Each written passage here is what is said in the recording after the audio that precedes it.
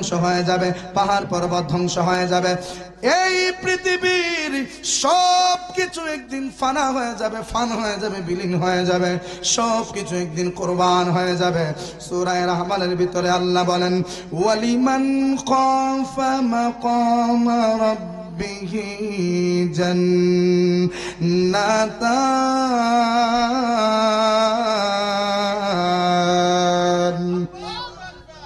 আল্লাহ কয়, ও বান্দারা, যারা আমি আল্লাহকে ভয় করো, তোমাদের জন্য আমি আল্লাহ তাআলা দুইটা জান্নাত রেখেছি। আল্লাহ অন্য আয়াতে সূরা রহমানের ভিতরে অন্য আয়াতে বলেন, এই পৃথিবীর সবকিছু ধ্বংস হয়ে যাবে বলতে আল্লাহ কয়, কুল্লু মান আলাইহা ফান ওয়া ইয়াবকা ওয়াজহু রাব্বিকা যুল জালালি ওয়াল ইকরাম।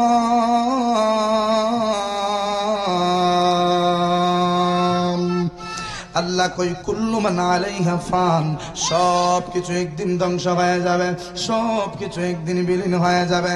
ওয়া ইয়াবকা, একমাত্র যিনি বাকি থাকবেন তিনি কে জানুনি? রব্বিকা যুল জালালি ওয়াল ইকরাম, যিনি হচ্ছেন তোমার আমার রব যুল জালালি ওয়াল ইকরাম।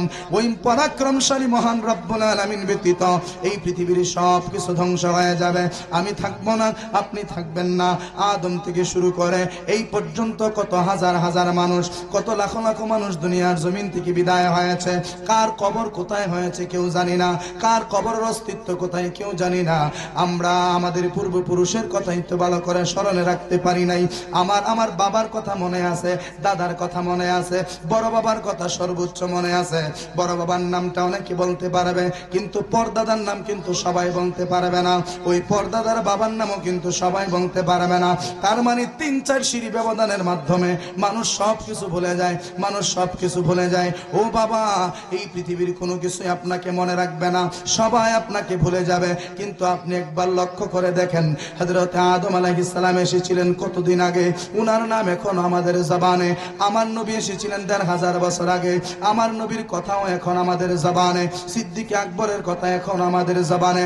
যুগে যুগে যারা নিজেদেরকে দামি বানাইছেন, যুগে যুগে যারা আল্লাহকে সন্তুষ্ট করতে পেরেছেন, যুগে যুগে যারা আমার আল্লাহর নৈকট্য হাসিল করতে পেরেছেন, ওই সমস্ত মহামনীষীদের নামগুলি আমরা কেন কিয়ামত পর্যন্ত, যতদিন একজন ইমানদার বেঁচে থাকবে ততদিন পর্যন্ত তাদের প্রশংসা চলবে, ততদিন পর্যন্ত তাদের গুণকীর্তন চলবে। আমার আল্লাহ কই, বান্দারে, এইটাই হচ্ছে দুনিয়ার নিয়ম। তুমি থাকবা না কিন্তু তোমার কর্ম থেকে যাবে, তুমি থাকবা না কিন্তু তোমার কর্ম থেকে যাবে। ফেরাউন সে খারাপ কর্ম করত, তার খারাপ কর্মের বর্ণনা আমরা দেই। সাদ্দাদে খারাপ কর্ম করত, তার খারাপ কর্মের বর্ণনা আমরা দেই। কারুন, নমরুদ, আবু জাহেল, আবু লাহাব, উতবা, সায়েবা, তারা যে খারাপ খারাপ কর্ম করত, ইসলাম বিদ্বেষী যে কাজ করত, আল্লাহ রসুলের সাথে যে কটূক্তি করত, ওইগুলাই আমরা এখন বর্ণনা করি। তাদেরকে আমরা লানত দেই, তাদেরকে আমরা অভিশাপ দেই। কিন্তু সিদ্দিক আকবর এমন একজন সাহাবী, যিনি আল্লাহকে সন্তুষ্ট করেছেন, যিনি রাসূলকে সন্তুষ্ট করেছেন, যিনি জান্নাতের সার্টিফিকেট পেয়ে এই পৃথিবীর জমিন ছেড়ে রওজা মুবারকের মধ্যে ঘুমিয়ে আছেন।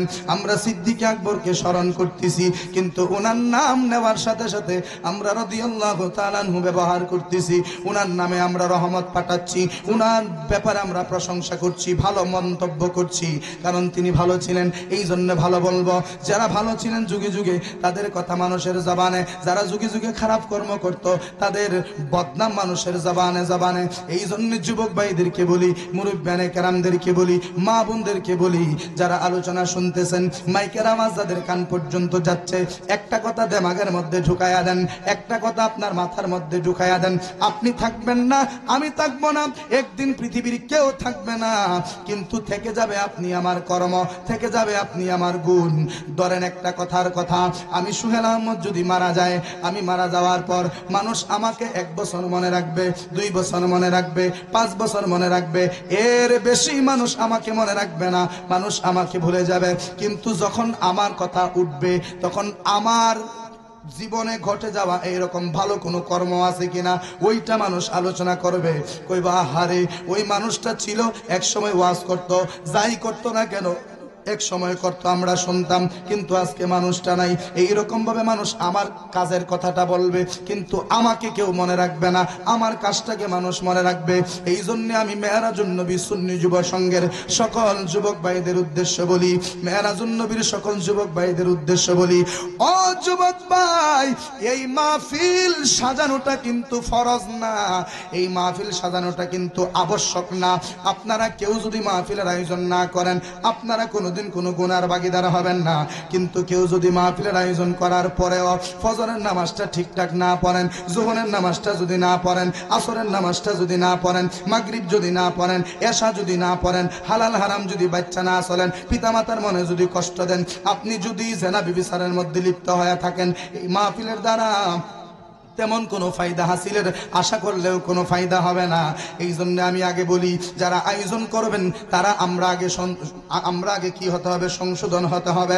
আমাদেরকে আগে নামাজি হতে হবে। বক্তা আনলাম, উনি আলোচনা করলেন নামাজের ব্যাপারে, মানুষদেরকে হিদায়াতের নসিহত করে তিনি ওনার হাদিয়া নিয়ে উনি ওনার গন্তব্যস্থানে চলে গেলেন। কিন্তু দেখা গেল ওয়াজের আগে আমরা যেই রকম ছিলাম, ওয়াজের পরও আমরা সেই রকম, কোনো পরিবর্তন হলো না। তাইলে কি হলো? এই জন্য আমি বলি, পাবলিক হেদায়ত হইল কিনা, শ্রোতা হেদায়ত হইল কিনা, শ্রোতা আল্লাহর হেদায়তের সেই নূর পাইল কিনা, সেই দিকে মনোযোগ দেওয়ার আগে নিজের ভিতরে হেদায়তের নূর ঢুকছে কিনা। সংগঠনের ফলাফল আমরা যারা এই মাহফিলের আয়োজনটা এতদিন ধরে অক্লান্ত পরিশ্রম করে আমরা করতেছি, আমরা নিজেরা সংশোধন হইতে পারছি কিনা, হুজুরের ওয়াজের তাসিরগুলি আমরার ভিতরে ঢুকাইতে পারছি কিনা, আমরা নামাজি এখনো হইতে পারছি কিনা, ইনকাম সোর্স এখনো আমরা হালাল বানাইতে পারছি কিনা, পিতামাতার খেদমত আমরা করতে পারতেছি কিনা, এই বিষয়গুলো আগে আমাদেরকে চিন্তা করতে হবে। কারণ যুবক যদি নিজে পরিবর্তন হয়ে যায়, ওই যুবকের দ্বারা সমাজ পরিবর্তন হয়ে যাবে, যুবকের দ্বারা দেশ পরিবর্তন হয়ে যাবে। যুবক পারে না বলতে কোনো কাজ এই জগতের মধ্যে নাই। এই জন্য যুবকদেরকে বলবো, যুবক, আজকে এত সুন্দর একটা আয়োজন, অত্যন্ত খুশি, অত্যন্ত আনন্দ। কেন আনন্দ? কারণ আজকে এই জান্নাতের বাগান সাজানোর মাধ্যমে কবরবাসীদের মাগফিরাতের একটা ব্যবস্থা হয়ে গেছে, কবরবাসীদের রুহে সওয়াব পৌঁছানোর একটা ব্যবস্থা হয়ে গেছে। ওই যুবকদের কপাল বড় ভালো, যারা তাদের নিজের ঘাম জড়ানো টাকা দিয়া এই প্যান্ডেলটা সাজাইছে, মাইক এনেছে, লাইটিং করেছে, হুজুর দাওয়াত করেছে, হুজুরদের খাবারের আয়োজন করেছেন। এত সুন্দর আয়োজন, এই সব টাকাগুলি তখনই কাজে লাগবে যখন আমরা যুবক আল্লাহ এবং আল্লাহর রাসূলের পথে চলবো। কথা ঠিক না বেঠিক? যখন আমরা আল্লাহ রাসূলের পথে চলবো, তখন এইগুলো আমাদের কাজে আইসা যাবে, হাসরের ময়দানে নাজাতের জরিয়া হয়ে যাবে। কিন্তু দেখা যায় আমরা যারা ওয়াজ শুনতে আসি, এইটা আমাদের একটা ফ্যাশনে পরিণত হয়ে গেছে। ওয়াজ শুনলাম, বইলাম, সিন্নি নিলাম, বাড়িতে চলে গেলাম, কি বললো না বললো এইগুলা দেখার বিষয় না। সর্বশেষ আমরা একটা জরিফ করি, মাগরিব থেকে শুরু করে রাত 1টা পর্যন্ত ওয়াজ হইছে, এর ভিতরে কত বক্তা ওয়াজ করছে, কোন বক্তার ওয়াজ ভালো হইছে, কোন বক্তার ওয়াজ খারাপ হইছে, কোন বক্তা সুরে ওয়াজ করছে, কোন বক্তা সুর ছাড়া ওয়াজ করছে, কোন বক্তার দেইরা কথা 2টা বেশি কইছে, কোন বক্তার দেইরা কথা 2টা কম কইছে, এইগুলা আমরা মাহফিল শেষে কিন্তু হিসাব মিলাই। কিন্তু এই হিসাবটা মিলাই না। একজন আলেম 1.5 ঘন্টা ওয়াজ করলো, 1.5 ঘন্টার ভিতরে শ্রোতার মনোযোগ আকর্ষণ করার জন্য বক্তা এই দিকে গেল, সেই দিকে গেল, বহুত দিক ঘোরাঘুরি করার পরে বক্তা মূল পয়েন্টে আলোচনায় আসলো। সব কথা বাদ দিয়া 10 মিনিটের কথা যদি আপনি মাইন্না থাকেন, 10 মিনিট বাদ দেন, 1 মিনিটে ভালো যেই কথাটা বলছে, এই কথাটা যদি মাইনা নিতে পারেন, ওয়াজ সাকসেস। এত ওয়াজ লাগে না। কথা ঠিক না বেঠিক? বক্তার সব ওয়াজ মনে রাখবেন কেমনে? ধরেন আমি ওয়াজ করছি, এই 5-10 মিনিট যাই কথা কইছি, আগে কিতা কইছি আমি অন কইতাম না। আমি ওয়াজ করছি, আমি পুরো ওয়াজটা আবার পুরোটা রিফারিং করতে পারবো না। তো শ্রোতা কেমনে মনে রাখবে বলেন? তার মানে শ্রোতা সব কথা মনে রাখবে এমনটা না। এই শ্রোতা হুজুরের কথা থেকে যেই কোনো একটা কথাকে আঁকড়ায়া ধরবে, এটার নাম ওয়াজ। ওয়াজ হবে সারা রাত্র ব্যাপী। এই সারা রাত্র ব্যাপী ওয়াজের মধ্যে 1টা-2টা কথাই শ্রোতা কি করবে? আঁকড়ায়া ধরবে। যেমন ধরেন সারা রাত ওয়াজ হলো, লোকটা বলল, হুজুরে সুদের বিরুদ্ধে ওয়াজ করলো, ঘুষের বিরুদ্ধে ওয়াজ করলো, নামাজের পক্ষে ওয়াজ করলো, পিতামাতার খেদমতে ওয়াজ করলো, আকীদা শুদ্ধ করার ওয়াজ করলো। আমি কোনটা ধর্ম? যা, সব দোষ থাকুক আর না থাকুক, আমি আজকে থেকে সিদ্ধান্ত নিলাম আমি আমার বাপ মার মনে আর কোনোদিন কষ্ট দিতাম না। সব ওয়াজ রেখে দিলাম, এই একটা ওয়াজে আমি আমল করবো, এই ওয়াজ থেকে শিক্ষা নিলাম। এই যে একটা কথা আপনি মানলেন, এইটার উপরে যদি আমল করতে পারেন, এই লাখ লাখ টাকা খরচ করা কামিয়াব হয়ে গেছে। আমরা তো বুঝি না বাবা। পিতামাতার খেদমত করা সন্তানের উপর আল্লাহ ফরজ করে দিয়েছেন। পিতামাতার খেদমত অবশ্যই করতে হবে। পিতামাতার কথার উপরে কথা বলা যাবে না। আল্লাহ কয়, আমি আল্লাহর হক আদায় করার পর বান্দা তোমাদের উপরে দায়িত্ব হলো তোমরা পিতামাতার প্রতি দয়াশীল হয়ে যাও। আমি আল্লাহর ইবাদত করার পর তোমাদের উপরে দায়িত্ব হলো তোমরা পিতামাতার সেবাকারী হয়ে যাও, পিতামাতার খেদমতকারী হয়ে যাও। পিতামাতা যেই রকমই হোক না কেন, এই যে হযরতে আবু হুরায়রা রাদিয়াল্লাহু তাআলা উনি যখন মুসলমান হয়েছেন, উনার মা কিন্তু বিধর্মী ছিলেন। উনার মা আমার নবী সম্পর্কে বদদুয়া, মানে আমার নবী সম্পর্কে বদনাম করতেন। আমার নবী যখন মায়ের খেদমতের ওয়াজ করলেন, বাবার খেদমতের ওয়াজ করলেন, হযরতে আবু হুরায়রার মনটা বড় নরম হয়ে গেল। ডাক দিয়া কয়, ইয়া রাসূলুল্লাহ, নবীজি, ও মায়ার নবী, দয়ার নবী গো, আপনি যে পিতামাতার খেদমতের কথা বলতেছেন, আমি যে পিতামাতার খেদমত করব, আমার তো বাবা নাই, কিন্তু আমার মা তো হচ্ছে একজন বিধর্মী, যে মুসলমান না, মূর্তি পূজা করে। ও নবী গো, আমি কি আমার মায়ের খেদমত করব নাকি? আমার নবী ডাক দিয়া বলে, রে আবু হুরায়রা, তোমার মা বিধর্মী হোক আর যাই হোক না কেন, সেইখানে ধর্মকে টানতে যায়ও না। তোমার মা তোমার জন্মদাত্রী মা, তোমার মা তোমারে গর্বে রাখছে, তোমার মা তোমারে জন্ম দিছে। অতএব মা যেই রকমই হোক না কেন, মায়ের প্রতি সদয় হতে হবে। বাবা যেমনই হোক না কেন, বাবার প্রতি সদয় হতে হবে। বাবা, আজান হয়ে গেছে, আমার কথা শেষ করে দেই। মায়ের প্রতি কি হতে হবে? সদয় হতে হবে, বাবার প্রতি সদয় হতে হবে। কারণ আল্লাহ রসুলের হুকুম হচ্ছে পিতামাতার সন্তুষ্টিতে আল্লাহর সন্তুষ্টি, পিতামাতার অসন্তুষ্টিতে আল্লাহর অসন্তুষ্টি। আল্লাহ তাআলা যেন আমাদের সবাইকে এই অল্প আলোচনায় আমল করার তৌফিক দান করেন। আমরা সকলে পড়ি আমিন। ওয়া মা আলাইনা ইল্লাল বালাগ। আসসালামু আলাইকুম ওয়া রাহমাতুল্লাহি ওয়া বারাকাতুহু।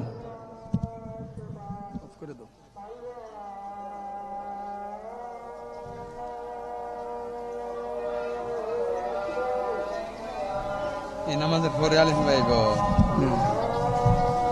সালি উঠতে যাবো কত সালি ওয়েলডান খুললা সালি নটা নামাজ পড়ে আইতে আমরা এই অবস্থা না।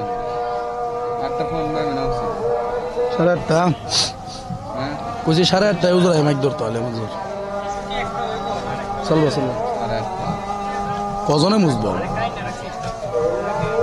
যদি কামনা লাগে এটা দেলাইবে নজর রে আমারে।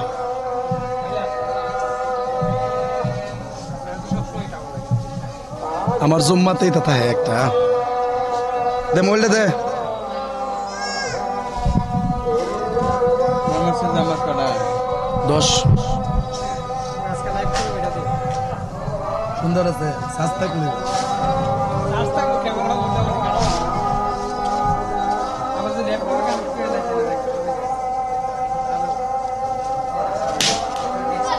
খালি উগুর কই আছে হুজুর আইছে দুজন নয় ঢাকার কুমিল্লা সাতপুরে আইছে না এখন পান কাটা দে একজন আইছে না ইলা পান কাটা দে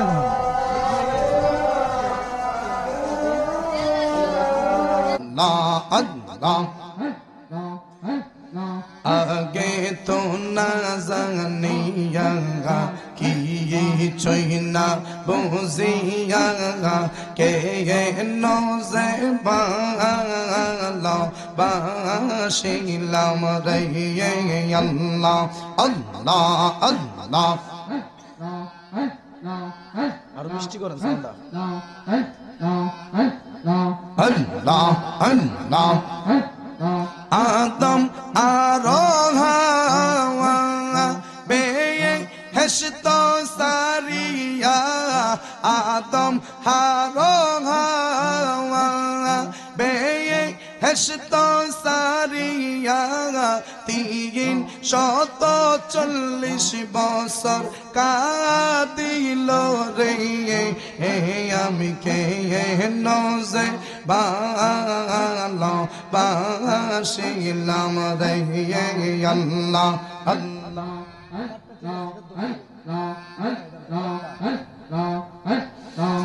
আগে তো না জানিয়া কিছুই না বুঝিয়া কেন যে ভালোবাসিলাম রে আল্লাহ আল্লাহ আল্লাহ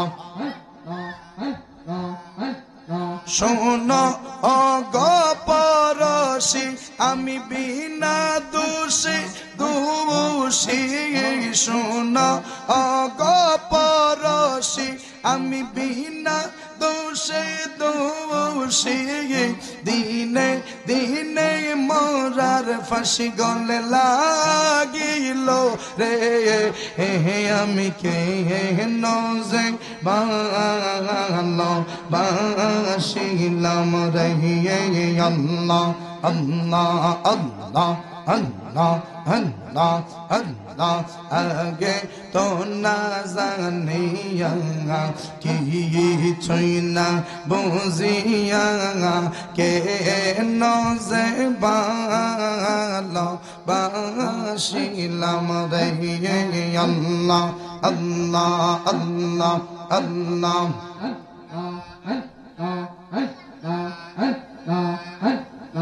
Allah Allah Allah Allah Allah Allah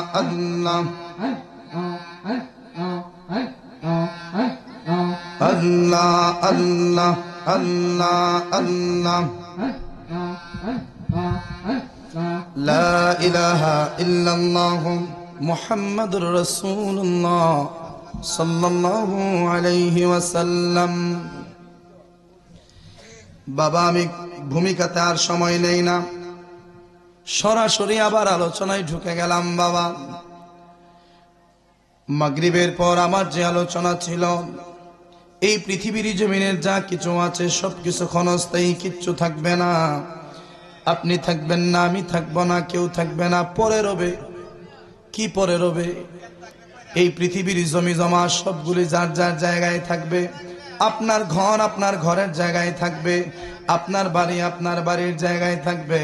থাকবেন না শুধু আপনি, কারণ এই দুনিয়া ছেড়ে চলে যাব একদিন। মায়ারি বাঁধন ভেঙে যাবে একদিন।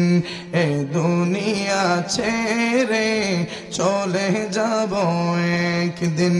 মায়ারি বাঁধন ভেঙে যাবে একদিন। আসব না আমি আর এ ভুবনে কোনদিন, আসব না আমি আর এ ভুবনে কোনদিন। দুনিয়া ছেড়ে চলে যাব একদিন। মায়ারি বাঁধন ভেঙে যাবে একদিন। কথা ঠিক না বেঠিক? এই মায়ার বাঁধন, এই পৃথিবীর যত বন্ধন আছে সমস্ত বন্ধন ভেঙে যাবে।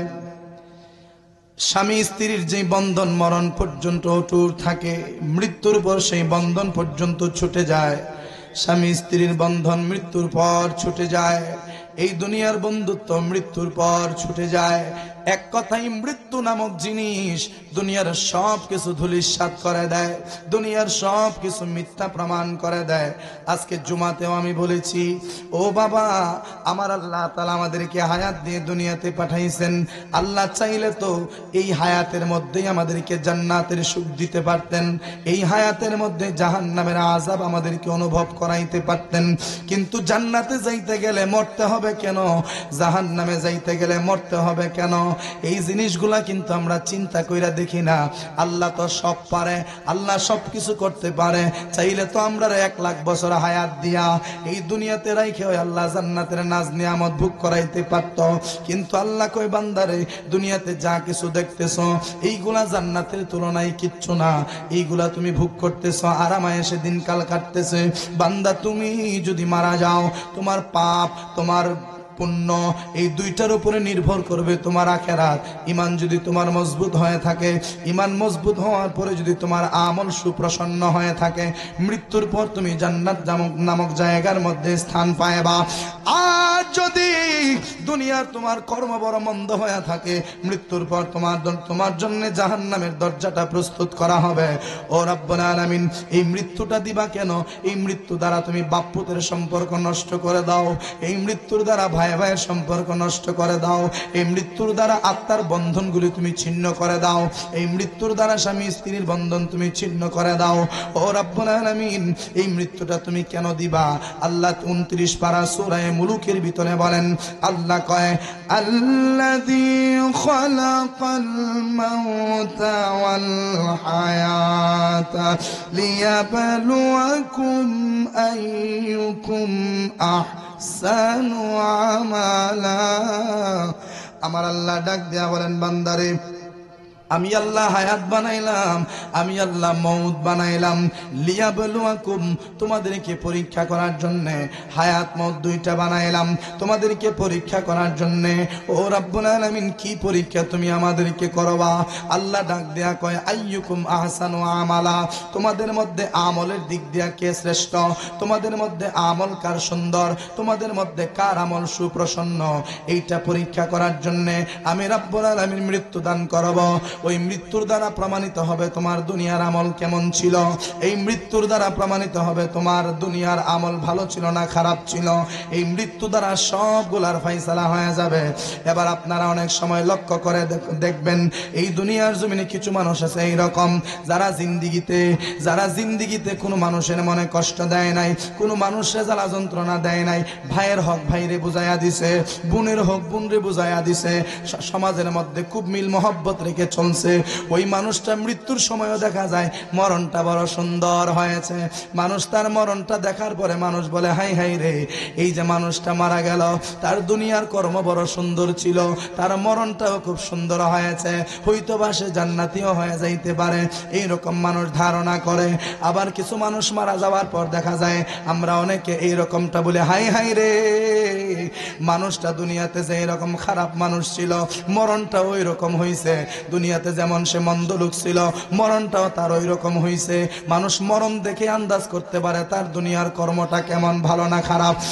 এই জন্যে মরণ নামক পরীক্ষার মধ্যে যদি জয় হতে হয়, এইরকম পুণ্যের কাজ করতে হবে, মাহফিলের আয়োজন করতে হবে, দান সদকা করতে হবে, গরিব মিসকিনদেরকে সাহায্য করতে হবে, আল্লাহর হুকুমগুলি পালন করতে হবে, মানবতার মানে মানবের সেবা করতে হবে, মানবের প্রতি ভালোবাসা জন্মাতে হবে অন্তরের মধ্যে।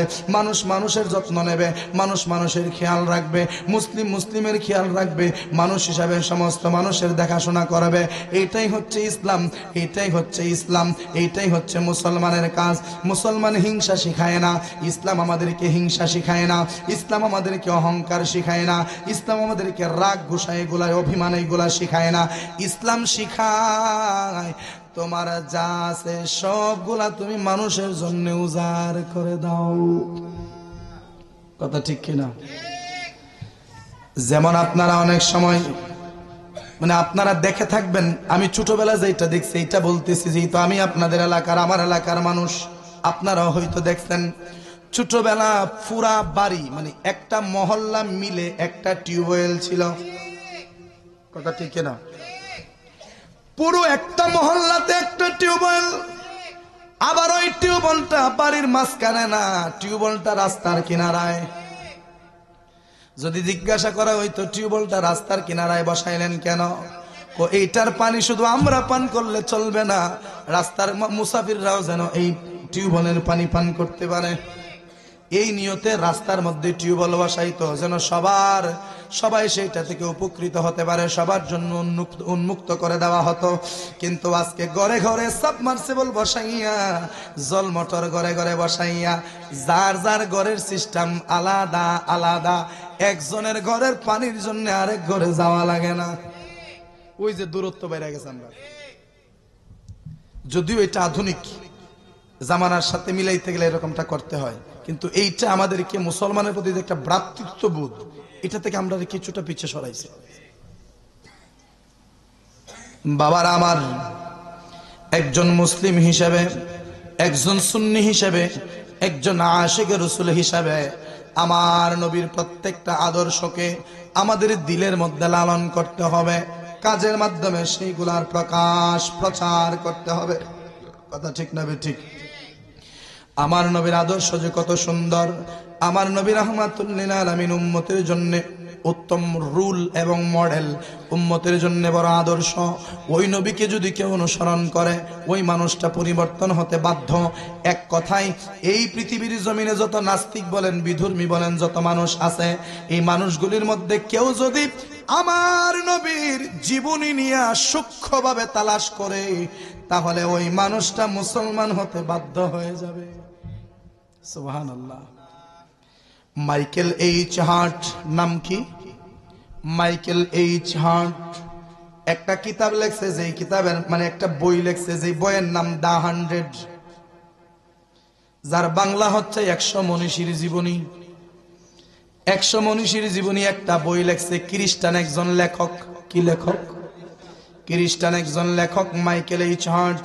তিনি এই বইটা লিখেছেন। ওই বইয়ের মধ্যে আদম থেকে শুরু করে বর্তমান জামানা পর্যন্ত সকল আদর্শবান এবং সকল গুণী মানুষের নাম তিনি ওইটার মধ্যে লিখেছেন। মোট 100 জন। কতজন? 100 জন। কিতাবটা খুব আউশ করে, মানে খুব শখের বসে কিতাবটা ক্রয় করলাম। কিতাবটা কিনে আমি কিতাব যখন মেলায় এলাম, এই বইটা বা কিতাবটা মেলাইয়া দেখি ওই কিতাবের শুরুতে যার নামটা বসানো আছে তিনি আর অন্য কেহ না, তিনি হচ্ছেন মুহাম্মাদুর রাসূলুল্লাহ সাল্লাল্লাহু আলাইহি ওয়াসাল্লাম। চিৎকার মেরে বলেন না সুবহানাল্লাহ। এবার বলেন, যে বইটা লেখছে সে কি মুসলমান না খ্রিস্টান? খ্রিস্টান লোকে বই লেখছে, ওই বইয়ের প্রথমে সবার আগে অগ্রাধিকার দিয়েছেন আমাদের নবীকে। তাকে প্রশ্ন করা হলো, রে লেখক, তুমি তো খ্রিস্টান, তোমার নবীর নাম তো হচ্ছে ঈসা রুহুল্লাহ, তুমি তোমার নবীর নামকে কয়েক নম্বরে পাঠাইয়া দিলা কেন? 1 নম্বরে রাখলা কেন? 1 নম্বরে রাখলা না কেন?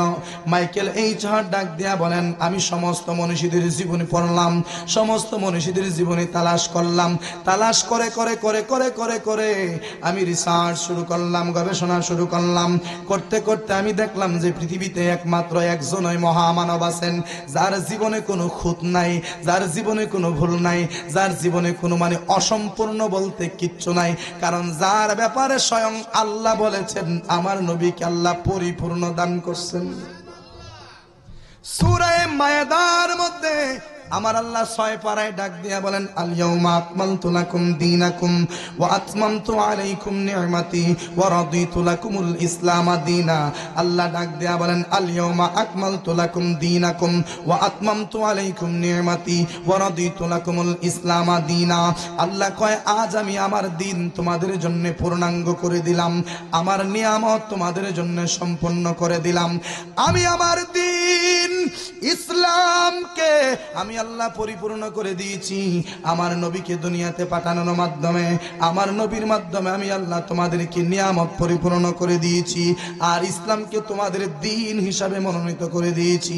আল্লাহ নবীর ব্যাপারে কয় নবী পরিপূর্ণ, আল্লাহ নবীর ব্যাপারে কয় নবী পরিপূর্ণ, ইসলামের ব্যাপারে কয় ইসলাম পরিপূর্ণ, ইসলাম পরিপূর্ণ। আমার রসুলও পরিপূর্ণ, পরিপূর্ণ রসুল হয় দুনিয়ার জমিনে শুভ আগমন করেছেন। কারণ ওয়া আল্লামাকা মা লাম তাকুন তাআলাম, এই আয়াতের তাফসীর করলে বোঝা যায় আমার নবীকে আল্লাহ তাআলা এমন পরিপূর্ণ করেছেন যে যেখানে ঘাটতি কোনো কিছু রাখে নাই। বান্দা তুমি নবীর মধ্যে কি ঘাটতি খুঁজো? তুমি বান্দা হয়ে নবীর মধ্যে ঘাটতি খুঁজো। নবী নাকি লিখতে জানতেন না, নবী নাকি পড়তে জানতেন না, নবী নাকি উম্মি ছিলেন, নবী নাকি এই ছিলেন, নবী নাকি সেই ছিলেন, নবীর নাকি এই ছিল না সেই ছিল না। তুমি সাধারণ বান্দা হইয়া নবীর ত্রুটি খুঁজতে যাও, নবীর ঘাটতি খুঁজতে যাও, যেখানে স্রষ্টা হিসেবে আমার আল্লাহ নবীকে পরিপূর্ণ বলে ঘোষণা দিয়েছেন। মাইকেল এই ছাড় ডাক দিয়া বলেন, ওরে জগতের মানুষ, আমি যখন জীবনী গবেষণা শুরু করলাম, আমি দেখি একমাত্র একজন আছে যিনি একদম পরিপূর্ণ, যার জীবনে কোনো ঘাটতি নাই। ওই মহামানবের নামটা প্রথমে না রেখা আমি পারলাম না। এই জন্য আমার নবীর নাম ঈসা রুহুল্লাহর নাম রাখলাম দ্বিতীয় স্থানে, আর মুসলমানদের নবীর নাম রেখে দিলাম প্রথম স্থানে। চিৎকার মেরে বলেন না সুবহানাল্লাহ। এই হচ্ছে আমার নবী। এই নবীর স্মরণে আজকের মাহফিল মেরাজুন নবী সুন্নি যুব সংঘের মাহফিল। এলাকাবাসীকে আমি অনুরোধ করব, খাবার দাবার সেরে দ্রুত চলে আসেন, কারণ আমাদের দাওয়াতি মেহমানগণ কিন্তু দেরি করবেন না, দ্রুত স্টেজে উঠে যাবেন। দাওয়াতি মেহমানগণ স্টেজে এসে যদি দেখি স্টেজ প্যান্ডেল ফাঁকা, তাহলে কিন্তু এলাকার বদনাম হবে। আর যদি প্যান্ডেল ভরপুর থাকে, আমাদের এলাকার সুনাম হবে। কথা ঠিক না বে ঠিক? মনে রাখবেন, কিছু কিছু জায়গার কারণে কিছু কিছু মানুষের দাম বাড়ে, আবার কিছু কিছু মানুষের কারণে কিছু কিছু জায়গার দাম বাড়ে। সুবহানাল্লাহ। যেমন মক্কা মদিনা, এই মক্কা মদিনা কিন্তু সৌদি আরবে অবস্থিত। সৌদি আরব একটা দেশ, আমার বাংলাদেশও একটা দেশ, ইন্ডিয়া একটা দেশ, পাকিস্তান একটা দেশ। ইন্ডিয়া পাকিস্তান বাংলাদেশের মতোই সৌদি একটা দেশ, কিন্তু পারবেননি সৌদির চাইতে নিজের দেশের দামি মনে করতেন। মুসলিম হিসাবে পারবেন? পারবো না। কেন পারবো না? কারণ সৌদির দাম থাকতো না পারে, কিন্তু মক্কা মদিনার দাম আছে। ওই সৌদির ইজ্জত, ওই সৌদি আরবের সম্মান আল্লাহ বাড়ায়া দিছে মক্কার কারণে, আল্লাহ বাড়ায়া দিছে মদিনার কারণে। সৌদির ইজ্জত বাড়ায়া দিছে জাবালে এই আবু কুবাইসের কারণে, জাবালে উমরের কারণে, হেরা গুহার কারণে, তারপরে ওই যে সাফা এবং মারওয়ার কারণে, আরাফাতের ময়দানের কারণে, মুজদালিফার কারণে, মিনার কারণে, এইরকম কিছু নির্দিষ্ট বরকতপূর্ণ জায়গার কারণে এই আরবের দাম আল্লাহ বাড়ায়া দিছেন। আর সমস্ত বরকতপূর্ণ জায়গার দাম বাড়ছে আমার নবীর কারণে। তার মানে সৌদির দাম বাড়ছে আমার নবীর কারণে। তার মানে নবীর কারণে একটা দেশ দামি হয়ে গেছে। তার মানে কিছু মানুষের কারণে কিছু জায়গার দাম বাড়ে, আবার দেখবেন কিছু কিছু জায়গার কারণে কিছু কিছু মানুষের দাম বাড়ে। যেই রকম কিছু কিছু খারাপ মহল্লা আছে, যে খারাপ মহল্লার নাম শুনলেই মানুষ সিসি দেয়। কথা ঠিক কিনা? আয় রে, তুই যত ভালোই হস, কিন্তু তোর তো বালা না রে, তোর গুড়ি তো বালা না। তার মানে জায়গার কারণে আমি যত দামি হইছি, কিন্তু জায়গার কারণে আমার ইজ্জতটা কমে গেছে। ধরেন বাহিরে কোথাও গেলে যদি বলে হুজুরের বাড়ি কই, আমি বলি নাসিরনগর। আরে আপনারা তো নাসিরউদ্দিন সিফাসালার দেশের মানুষ। নাসিরউদ্দিন সাহেবের নামে আপনাদের উপজেলার নাম। তার মানে জায়গাটার কারণে আমার ইজ্জতটা, কথা ঠিক কিনা? কিছু কিছু জায়গার কারণে কিছু কিছু মানুষের দাম বাড়ে, আবার কিছু কিছু মানুষের কারণে কিছু কিছু জায়গার দাম বাড়ে। এই জন্য দেশ যদি ভালো হয় আপনিও ভালো হয়ে যাবেন, দেশ যদি খারাপ হয় জনগণ খারাপ হতে বাধ্য হয়ে যাবে। কথা ঠিক না ঠিক? বাবারা, আবার হয়তো আমার সময় আর বেশি নাই, আমি আমার আলোচনা গুছানোর দিকে নিয়ে যাচ্ছি, শেষের দিকে নিয়ে যাচ্ছি। ও বাবার, আমার বন্ধুরা আমার, আমরা মুসলমান, নবীর আশিক, নবীর পাগল। আমার নবী রাহমাতুল লিল আলামিন বলেছেন, উম্মত রে, আল জান্নাতু তাহতা আকদামিল উম্মাহা। রে আমার উম্মত, মা বাবার পায়ের নিচে, বিশেষ করে মায়ের পায়ের নিচে সন্তানের বেহেশত। ও নবী গো, মায়ের পায়ের নিচে যে সন্তানের বেহেশত, ওই বেহেশত বেহেশতটা আমি কিভাবে হাসিল করব, ওই বেহেশতটা আমি কিভাবে তালাশ করব গো নবী। নবী ডাক দেয়া বলে, উম্মত, মাকে দাঁড় করাইয়া মায়ের পায়ের মাটি যদি সরাইয়া তুমি জান্নাত খোঁজার চেষ্টা করো, মাটি ছাড়া জাহান্নাম ছাড়া কিচ্ছু পাইবা না। যদি তুমি মায়ের পায়ের নিচের জান্নাতটা পাইতে চাও, তাহলে তুমি মায়ের সেবা করো, মায়ের যত্ন করো, মাকে শ্রদ্ধা করো, মাকে ভালোবাসো, মায়ের সেবা যত্ন করো, মায়ের দিকে মহব্বতের নজরে তাকাও। মায়ের সাথে ধমকের সুরে কথা বইল না, বাবার সাথে ধমকের সুরে কথা বইল না। মা তোমার জন্য তখনই জান্নাতে পরিণত হবে যখন মা তোমার প্রতি সন্তুষ্ট থাকবে। কথা ঠিক কিনা? মনে রাখবেন, অন্য কিছুতে জান্নাত না, মায়ের সন্তুষ্টিটাই সন্তানের জন্য জান্নাত, বাবার সন্তুষ্টিটাই সন্তানের জন্য কি জান্নাত। দোয়া কিন্তু হাত বাড়ায় করা লাগে না, মনের দোয়াটাই সবচাইতে বড়। বাবার আমার, নবী ডাক দিয়া বলেন, উম্মত, এই জন্য আমি বলি তোমরা মায়ের সেবা করবা, কারণ আমি নবী রাহমাতুল লিল আলামিন যখন আমি ছোট তখন আমি আমার মাকে হারায়া ফেলছি। যখন আমি ছোট তখন আমি আমার মাকে হারায়া ফেলছি, আমি আমার বাবাকেও হারায়া ফেলছি। মায়ের সেবা করার সুযোগ আমি পাই নাই, বাবার সেবা করার সুযোগ আমি পাই নাই। এই গোটা পৃথিবীর সমস্ত কিছু যদি মায়ের কদমের নিচে কোরবান করে দেওয়া হয়, মায়ের দুধের ঋণ কোনোদিন শোধ করা যাবে না, মায়ের দুধের ঋণ কোনোদিন শোধ করা যাবে না। মা যে আপনারে তিল তিল করে বড় করলো, এইটার ঋণ কোনোদিন শোধ করতে পারবেন না বাবা। কারণ আপনার পেটের মধ্যে যদি একটা ইট বেঁধে দেওয়া হয়, ওই ইট নিয়ে আপনি কতদিন চলতে পারবেন? আপনার হাঁটতে অসুবিধা হবে, বসতে অসুবিধা হবে, খাইতে অসুবিধা হবে, ঘুমাইতে অসুবিধা হবে, আপনার চলাফেরা করতে অসুবিধা হবে। কিন্তু ওই রকম ইটের চাইতে আরো বড় একটা জিনিস সন্তানটারে পেটের মধ্যে রাখা। মা হাঁটা চলা করছেন, মা বাড়ি ঘরে হাঁটা চলা করছেন, খাবার দাবার খাইছেন, উঠছেন, বসছেন, ঘুমাইছেন, খুব সাবধানতার সাথে, খুব সতর্কর সাথে। কারণ মা যদি একটু অসতর্ক হয়ে যাইত, সন্তান মায়ের পেটের মধ্যেই মারা যাইত। মা যদি একটু অসতর্কতার সাথে ছোটবেলা, মানে আমাদের ছোটবেলায় যদি মা অসতর্ক হইয়া ঘুমাইত, মা করট ফিরাইলে মায়ের করটের নিচে সন্তান পড়ে, সন্তান চ্যাপটা হইয়া যাইত, সন্তানটা মইরা যাইত। এক কথায় সন্তান বড় হওয়ার আগ পর্যন্ত প্রতিটা মুহূর্ত মায়ে কষ্ট করছে, বাবাই কষ্ট করছে। নবী ডাক দিয়া বলেন, আমি করি নাই, করিতে পারি নাই, আমি করি নাই, করিতে পারি নাই আমার পিতা মাতার খেদমত করিও আমার উম্মত, ও করিও আমার উম্মত। বাবাকে তোমরা কাবা জানিও, মদিনা জানিও, মাকে যদি গো তারা বেঁচে থাকে, ও যদি গো তারা বেঁচে থাকে। বাবাকে তোমরা কাবা জানিও, মদিনা জানিও, মাকে যদি গো তারা বেঁচে থাকে, ও যদি গো তারা বেঁচে। সেবিও পিতাকে, সেবিও মাতাকে, সেবিও পিতাকে, সেবিও মাতাকে, কাবার চেয়ে বড় সম্পদ করিও আমার উম্মত, ও করিও আমার উম্মত। আমি করি নাই, করিতে পারি নাই, আমি করি নাই, করিতে পারি নাই আমার পিতা মাতার খেদমত করিও আমার উম্মত, ও করিও আমার উম্মত। জন্মের আগে পিতা পিতা মরিল, মাতা মরিল শিশু কালে,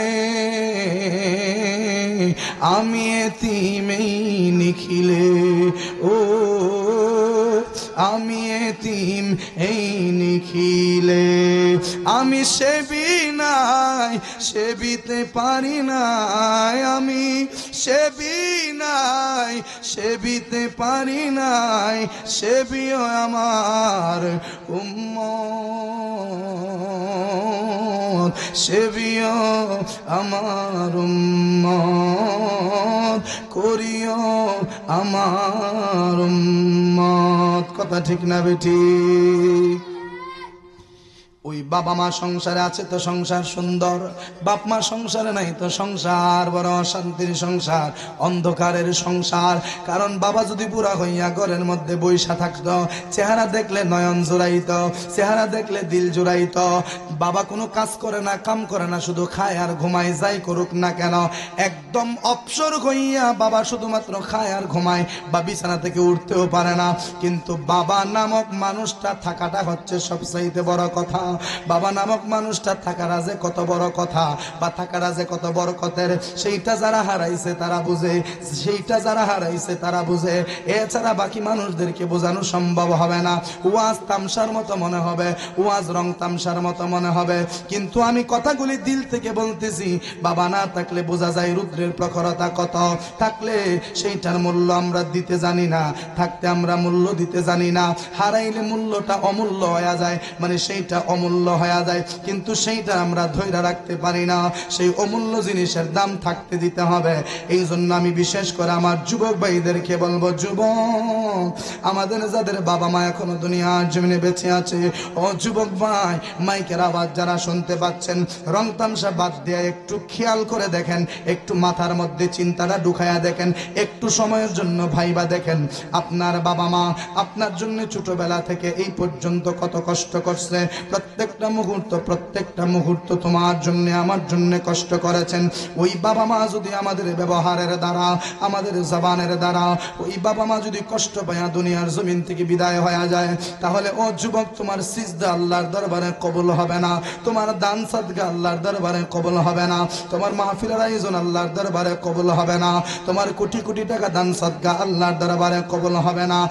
আর যদি তোমার আমার পিতা মাতা তোমার প্রতি আমার প্রতি রাজি খুশি সন্তুষ্ট হইয়া দুই চোখ বন্ধ করে যদি কবরের মধ্যে ঘুমাইয়া যায়, তুমি সন্তান যদি অভাবী থাকো, মা বাবার রুহানির দুয়ার বদৌলতে আল্লাহ তাআলা তোমাকে সচ্ছল বানায়া দিবেন। চিৎকার মেরে বলেন না সুবহানাল্লাহ। যুবকরা তো বুঝে না, যেই দিন হারাইব সেই দিন বুঝবো। কারণ বাবার চেয়ারটা ঘরে ঠিকই থাকবে, বাবার চৌকিটা ঘরে ঠিকই থাকবে, বাবার জামাটা ঘরে ঠিকই থাকবে, বাবার লঙ্গিটা ঘরে ঠিকই থাকবে, বাবার ব্যবহৃত জিনিসগুলি ঘরে ঠিকই থাকবে, মায়ের ব্যবহৃত জিনিসগুলি ঘরে ঠিকই থাকবে, মা বাবার যে পানের বাটা ওইটা ঘরের মধ্যে ঠিকই থাকবে। বাটা দেখলে মায়ের কথা মনে হবে, বিছানা দেখলে বাবার কথা মনে হবে, আপনার জামা দেখলে মা বাবার কথা স্মরণ হবে।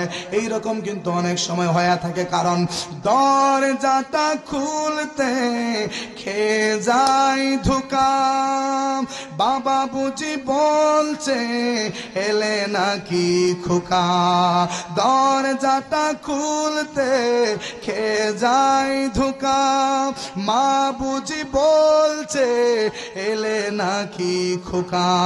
বুকের ভেতরটা নড়ে চড়ে উঠে, চোখ দিয়ে জল নেমে আসে, শুধু মানে শুধু বাবা নে, শুধু মানে শুধু বাবা নে। এই সেই ঘর, এই সেই খাট, বিছানার পাশে আছে পানের বাটা, চশমাটা পরে আছে পাশে, শুধু মানে শুধু বাবা নে, শুধু মানে শুধু বাবা নে। কথা ঠিক না বেটি? মায়ের একটার দুধের দাম কাটিয়া গায়ের চাম, পাপোশ বানাইলেও ঋণের সুদ হবে না। এমন দরদি ভবে কেউ হবে না আমার মা, মা গো। এমন দরদি ভবে কেউ হবে না আমার মা, মা গো। মোহব্বতে বলা যাবে কি আল্লাহু আকবার। নারায়ে তাকবীর, নারায়ে রিসালাত, নারায়ে গাউসিয়া। প্রধান বক্তার আগমন হযরত মাওলানা কারি আলী আহমদ সুন্নি আল কাদরি হুজুরের আগমন। এই মাহফিলের পক্ষ থেকে নারায়ে তাকবীর, নারায়ে রিসালাত। সবাই বলি মারহাবা। কষ্ট দিলাইছি আপনারা রে। আমি এলাকাবাসীকে অনুরোধ করব আর বাড়ি ঘরে না থেকে মেহেরবানি করে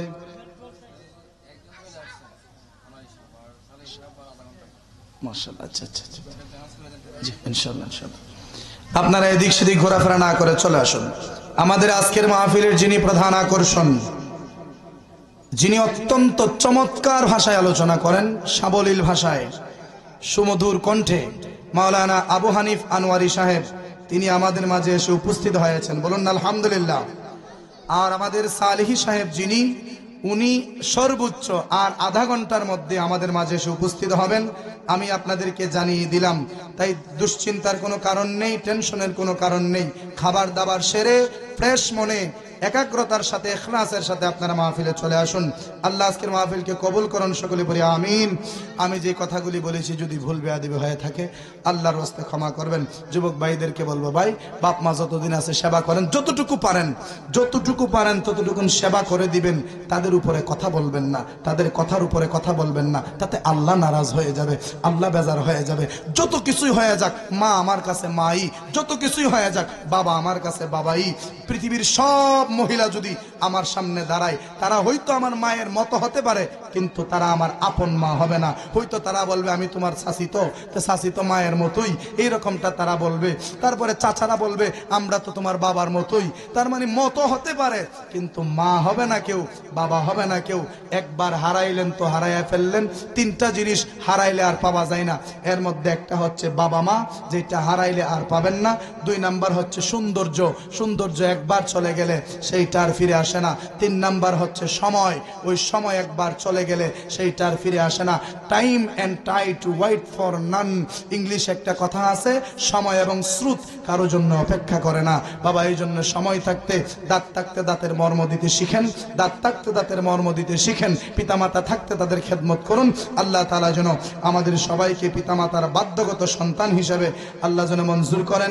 মা বাবার খেদমতে আমাদের জীবনকে উৎসর্গ করার আল্লাহ তাআলা যেন তৌফিক দান করেন। সকলে পড়ি আমিন। আমার কথাবার্তায় কষ্ট পেয়ে থাকলে আল্লাহর ওয়াস্তে ক্ষমা করবেন, আমার জন্য সকলে দোয়া করবেন। এই বলে আমি আমার আলোচনা এখানে সমাপ্ত করে দিলাম। ওয়া আখিরি দাওয়ানা আনিল হামদুলিল্লাহি রাব্বিল আলামিন ওয়া মা আলাইনা ইল্লাল বালাগ। আসসালামু আলাইকুম ওয়া রাহমাতুল্লাহি ওয়া বারাকাতুহু। সম্মানিত উপস্থিতি, এই পর্যায়ে যিনি আমাদের সম্মুখে কোরআন ও সুন্নাহ থেকে নুরানি ঈমানি তাকরীর পেশ করবেন, আমাদের অত্র এলাকার রৌনক রৌশন মুজাহিদ আহলে সুন্নাহ, আমাদের সকলের অত্যন্ত মুহাব্বতের মানুষ হযরত মাওলানা